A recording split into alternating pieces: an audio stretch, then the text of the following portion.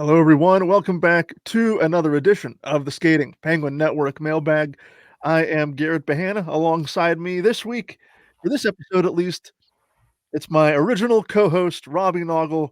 Robbie, it's been a while since you and I were sparring back and forth at one another without Snail here to keep us apart and from throwing any haymakers at each other. But it is what it is. Sometimes life happens, so we just have to be on our best behavior, the both of us, so we don't get into too much trouble. Yeah, it's a little bit of a throwback here, a little bit of nostalgia creeping in. But hey, we soldier on regardless of who's here.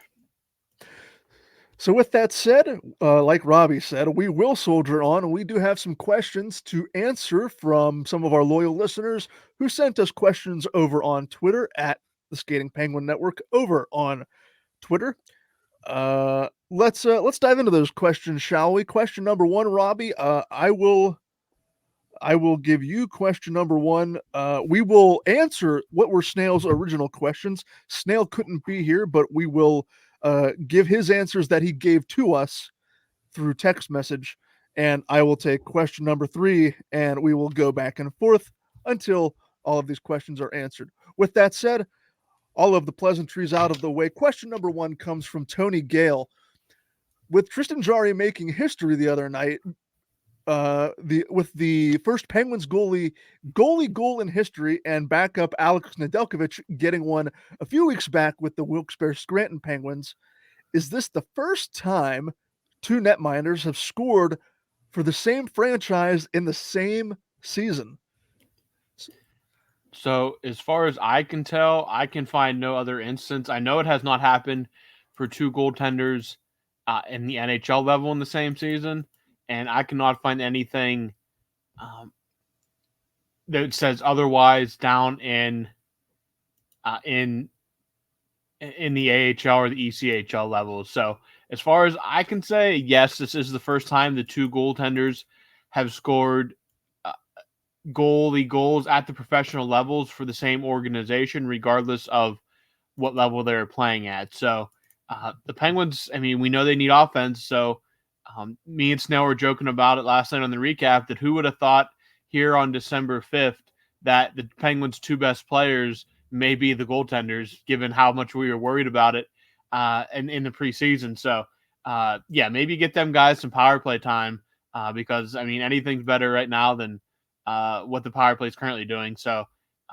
yeah, I mean, it was just a really cool moment last Thursday night when it happened. It's one of those things you'll definitely remember for a long time, just because it's not something you see every day. And we kind of went through years of it with Fleury trying damn and he could just never complete it. And it was just really funny to see Jarry do it. So kudos to Jarry for that. It's a really cool moment. It's something we'll definitely think about for years to come on that front. Okay, question number two is from Brian, and this would be a Snail question. Brian asks, do you think Gino will not only be underappreciated by the league, but by Pens fans, um, even if it's just a minority? I just get the sense of him playing behind Sid's hype coming in, paired with Sid still playing at a high level, and you can kind of see Gino starting to slow down a little bit. And Snail said, I think Gino being historically second fiddle to Sid is justified, but let's be honest, he's number one. He's a top center on any other team in the league throughout his career. I'd go as far as to say that if Sid wasn't ever in the league, you'd be crazy to think there wouldn't be a craze around him, although to a lesser degree than Sid, but maybe even a Gino Ovi storyline because of their draft and both being Russian. Fighting Bergeron in the playoffs gets me going to this day. Father Time is undefeated. He's had his injuries and has been sneaky physical his whole career. The slowdown was bound to happen. Yeah, I think most Penguins fans would agree with that. Definitely underappreciated league wide, Mr. 101, and definitely underappreciated by at least a segment of Penguins fans, though a minority, unfortunately. But someday they will live to regret their thoughts on Malkin, I believe. And then question number three, I'll ask it as well. This one's going over to Garrett here. This is from Brian. Bob Nutting would probably never sell the Pirates, but how stoked would the city of Pittsburgh be if Mark Cuban actually did buy the Pirates? Oh wait, excuse me. I mean knob butting. And speaking of the Pirates, are some are there some players you'd like them to target? So the knob butting is a little bit of inside baseball for a joke that I made on Twitter.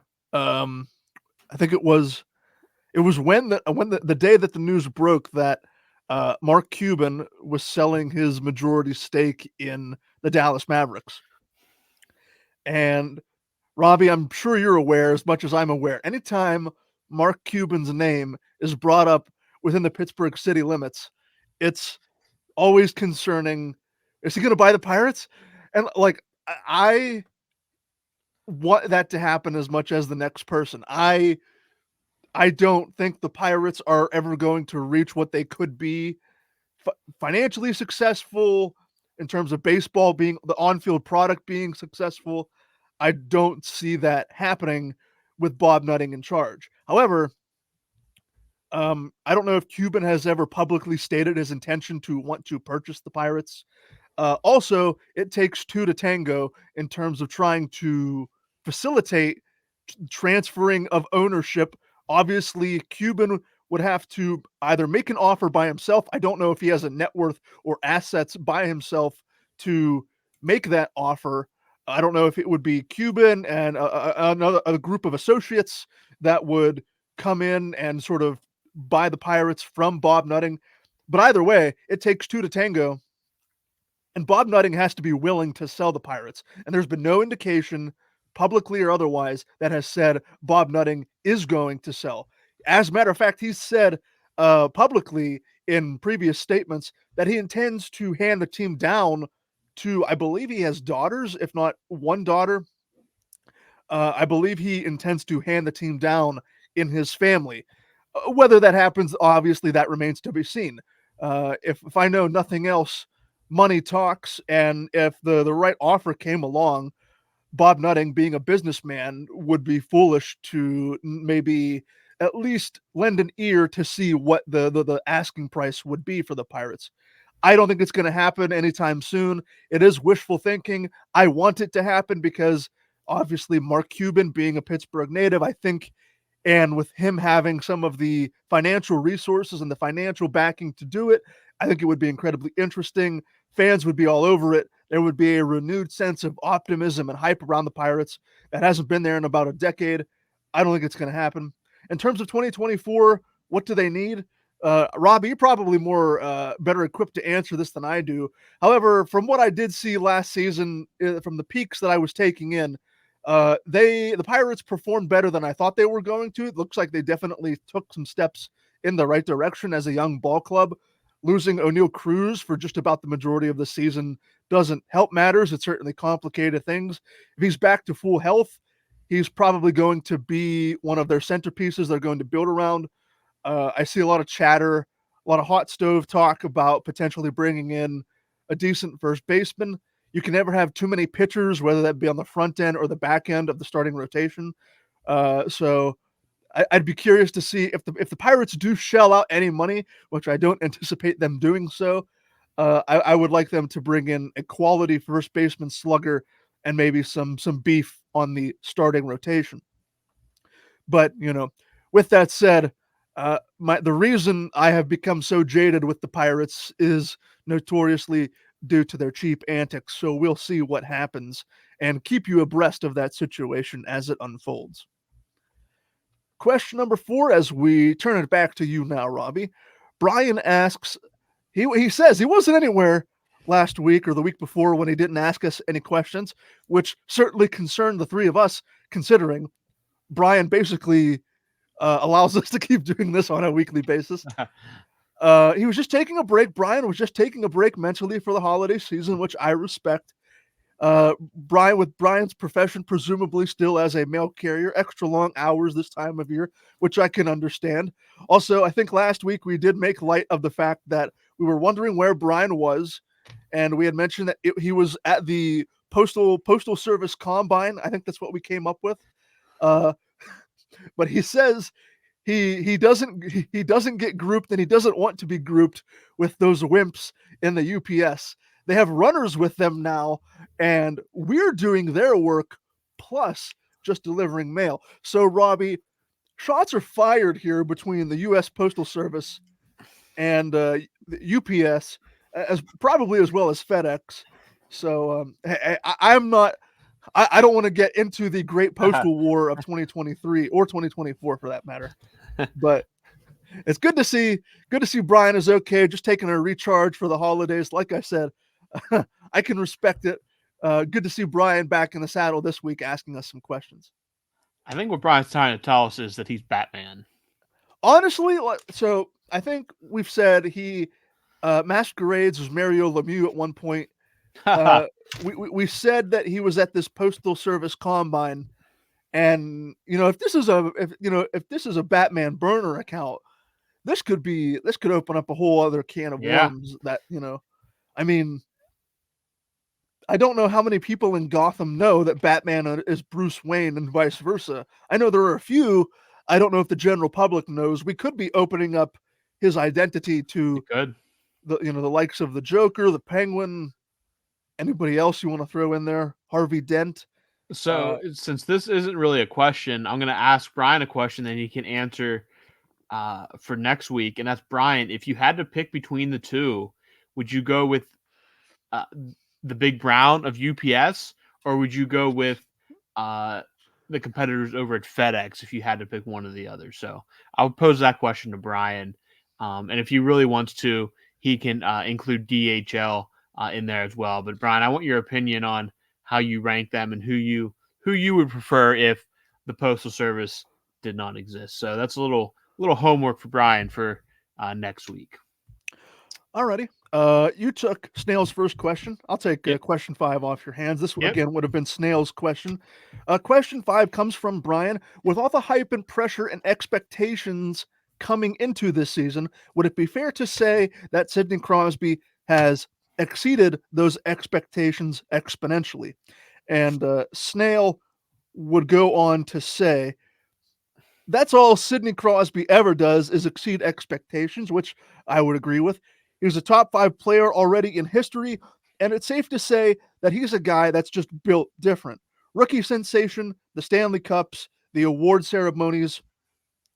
One thing we might forget was there was a time where concussions almost ended his career in the early days during his athletic prime, but he came back from that and has continued to dominate and win. Sidney Crosby continues to be a beast at 5-on-5 play. Robbie, I don't want to continue to beat a dead horse as we wrap up this question. If they could just fix the power play, a lot of these issues that we talk about and moan about for the Penguins for really 2 months now, for the almost better part of 2 months, seems like a lot of those problems would be fixed. But in terms of Sidney Crosby, um, superb athlete, superb human being, superb person. It's just incredible to see him continue to defy father time in his age 36 season. Agreed. Question number 6 from Brian for um, Garrett here. You could have one free for the rest of your life: flights, food, gas, hotels, or clothes and shoes. What are you choosing? That is a good question. Now, originally we were going to record this on Monday. I was unavailable Monday. We ended up pushing the mailbag back a day, so we're recording this on Tuesday evening. And I told the guys that with myself having just bought a new car in April, free gas for life would probably make some of the more economical sense. I'm going to stick with that answer, free gas for life. But Brian mentions a lot of interesting things here: flights, food. You wouldn't have to pay for food ever again. Hotels, clothes. So we can roundtable this. I'll go with gas, Robbie. What would you choose if you were in this scenario?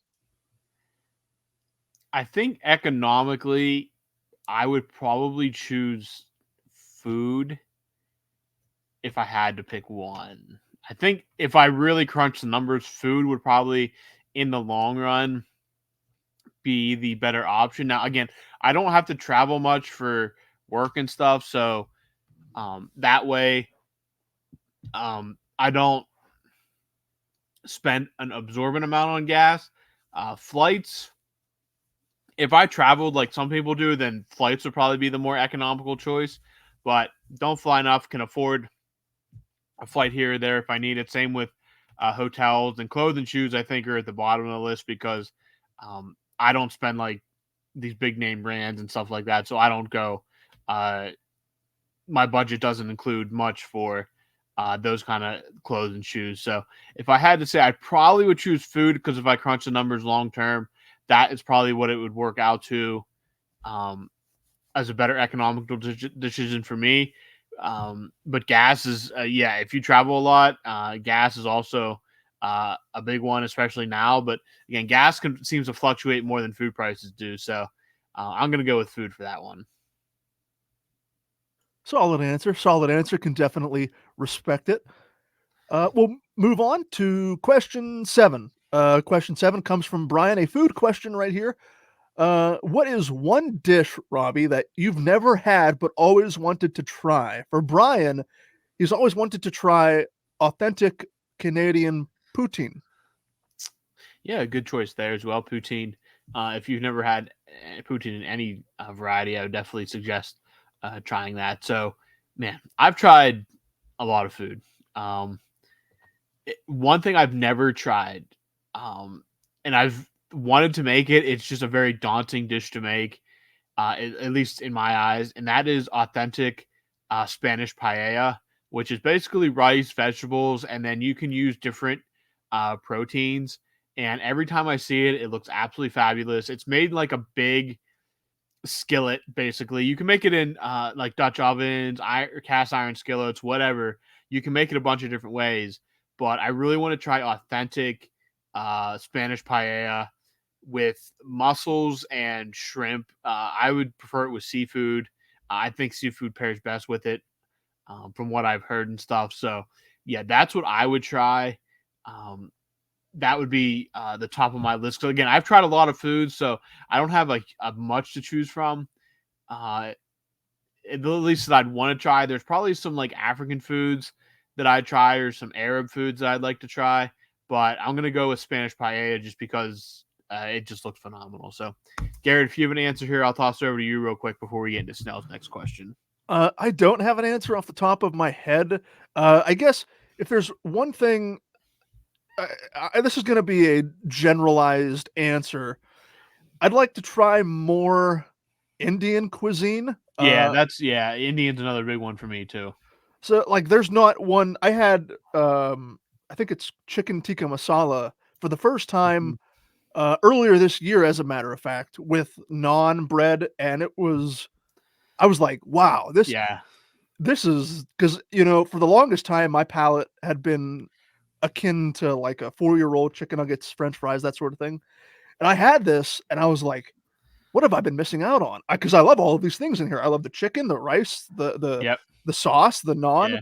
You know, I'm not super. I can't tolerate super spicy foods, and I know Indian food does contain maybe not a lot of hot spices per se, but I know they do use an eclectic blend of spices from that region. So but yeah, for a generalized answer, I'll say more Indian cuisine and leave it at that.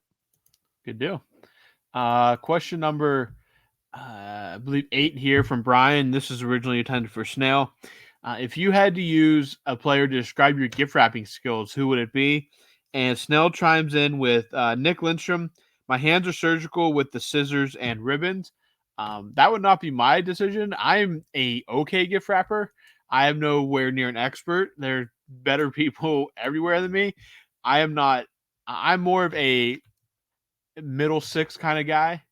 But yeah, I mean, if Snail is that um, in on his own rapping, I think we're going to need to see some photo proof that Snail is a Norris Trophy Hall of Fame type level rapper here. So if Snell listens to this episode, we're going to have to see some photo proof here because I'm not sure I necessarily believe that, but neither here nor there. Question number 9 from Kim Larson. This one's going over to Garrett. Kim says, I have the flu right now, but I have a concert with the Prodigy on December 2nd, so this is a little bit in the past. What would you do in that situation? Just stay in bed, sit in the sauna and sweat it out, get some alcohol and try to kill it that way. And Kim says he thinks choice number 3 is what he would go with. Well, we're recording this in the evening of December 5th, so this is a couple of days after Kim submitted this question. So here's hoping, Kim, that if you're listening, that you've rebounded from your bout with the flu. Keep us posted to figure out what you ended up doing, whether you went to the concert or not. Um, if I was in this scenario, God, it would have to be like a once in a lifetime thing. I mean, I've made my love known for Blink-182 on this podcast before, but having already seen them in concert and crossed that off the bucket list, if I had the flu, I'd be like, yeah, that would suck, but I don't want to take the flu into the arena around 20,000 people and spread it that way. So I would probably I would probably just stay at home in bed, probably put on Spotify and have my own little concert if I had to go that route. Question 10. I believe this is your question, Robbie, as we go back to Brian here. Do you think they should keep Ludwig and keep him paired with Chris Letang? Brian says this kid has a bit of grit to his play, and I would agree with that assessment. So this is another thing that Snell and I kind of touched on the Monday recap of the Philly game was that Ryan Shea and John Ludwig did get a bigger role in that game. Now, I don't know how Ludwig would do long term in a top pairing role. Again, this is a guy who made his NHL debut literally weeks ago, and then in the process concussed himself, missed a bunch of games, and just got back in the lineup. And while he's been good, we're still working with an extremely small sample size. Um, if he can prove to be long term a better fit there than Ryan Graves, then hey, then we roll with it. Again, I don't. Again, John Ludwig and Ryan Shea both earned more ice time from their play. I'm just not sold yet on either one of them taking on a necessarily a bigger role in the lineup quite yet. Now, again, Ryan Shea is kind of blocked by two all-world defensemen, so he might get some more minutes, but he's never going to be um, a first pairing or second pairing defenseman along Erik Karlsson and Chris Letang exist. But John Ludwig, he has definitely bounced back from that early injury and some early struggles and has been very good. And if he can play that Ryan Graves role or even that Brian Dumoulin role, which is kind of what that position is, then I think you can maybe see him get a few more shifts with Chris Letang to see how it goes.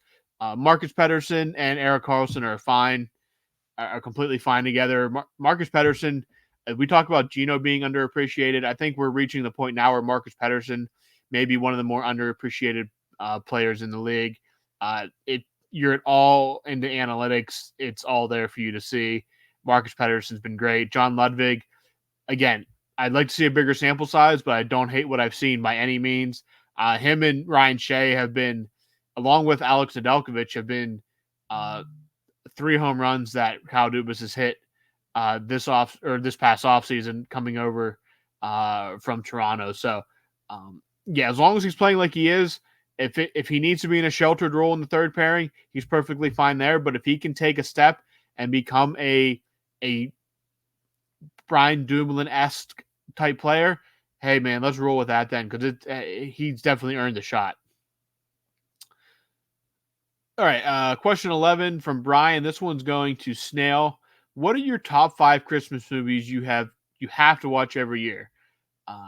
Brian says the How the Grinch Stole Christmas, the Jim Carrey version, the Santa Claus, which is the Tom Allen, Tim Allen movie. Sorry, the Home Alone franchise with Macaulay Culkin, and I'll Be Home for Christmas, and Jack Frost for Brian. And Snell says, drum roll please. He says Sleepless in Seattle, which we determined is a Christmas movie. Elf, Eight Crazy Nights, though he does admit that it is technically a Hanukkah movie. The Jim Carrey Grinch movie, and the Santa Claus set um, with Tim Allen. So two agreements there um, with Brian between Brian and Snell. And I'll pass it over to you quick, Garrett. Do you have anything that sticks out? Five movies or so that you have to watch every Christmas. I don't know if I could get 5 off the top of my head. Um, what I do have a nostalgic place in my heart for is the stop motion animation TV movies that were made, like Santa Claus is Coming to Town, Rudolph, um, um, the Year Without a Santa Claus. Those movies, those like TV movies from the 1960s, I grew up with those, and at some point I will, during the holiday season, sit down and enjoy all of them, and feel like a kid again. So I think those are 3 right there. Rudolph, A Year Without a Santa Claus, Santa Claus is Coming to Town. I think those are 3 TV movies. Elf, I'll say Elf, and I'll say the original Home Alone. And that'll be my 5. Do you have anything, Robbie, on your end? Yeah, I watch It's a Wonderful Life, all time classic. Miracle on 34th Street, generally the original. I think the original is better in black and white. Um, I guess we're counting Home Alone. The Home Alone 1 is just a classic. I mean, 2 is great too, but I'm going to stick with 1 just because it's an absolute classic movie. I'm gonna go with the Santa Claus. Again, specifically sticking with the first one. The entire trilogy is excellent in my opinion. Um, I'm not like a huge Elf fan. I like it. It's just not. I feel like it's just became like the mainstream. Like, oh, that it's kind of like our generation's A Christmas Story in a way. Um, Christmas Story, a solid movie, not one of my ones that I put up there. Um, my fifth, man, the fifth one I have to watch. Um, I'll say the Jim Carrey Grinch is a really good movie. I mean, you get a very good actor in Jim Carrey. It's a very good remake of a classic Dr. Seuss story. So yeah, I'll go with How the Grinch Stole Christmas as my 5 there. All right, question number 12, wrapping us up here on part 1 of the mailbag from Kim Larson, going over to Garrett here. Patrik Laine isn't playing that much right now in Columbus. Could he be a player the Penguins could target now that Raquel is out? I know he has a big salary, but if Columbus retains a big chunk of it, could he be an attractive piece? Now, if you've listened to me on this podcast for any amount of time, you know I'm not one to go galaxy brain, tinfoil hat, trade, speculation mode. However, could you imagine 6'5" Patrik Laine? He's not I don't think he's a physical player. He just has a big frame. Could you imagine Patrik Laine on Malkin's flank or Crosby's flank? Could you imagine a top line consisting of Jake Gensel, Sidney Crosby, and Patrik Laine? Patrik Laine, I will admit, is an incredibly streaky player. When he's on and he can put the puck in the net, I don't know if there's a goal scorer in the league, maybe besides Ovechkin, that can rival him. There are a lot of things that would make this deal very hard to get over the finish line, including the aforementioned salary. The current cap hit is $8.7 million. You definitely have to take multiple contracts out of Pittsburgh to make this deal work. Potentially, Ricard Raquel going one way. If they can take Jeff Carter's contract, you'd have to sweeten the pot some way to take Patrik Laine. Again, there would be so many moving parts, let alone the fact that this would be a deal happening within the division. And those are incredibly rare to come by.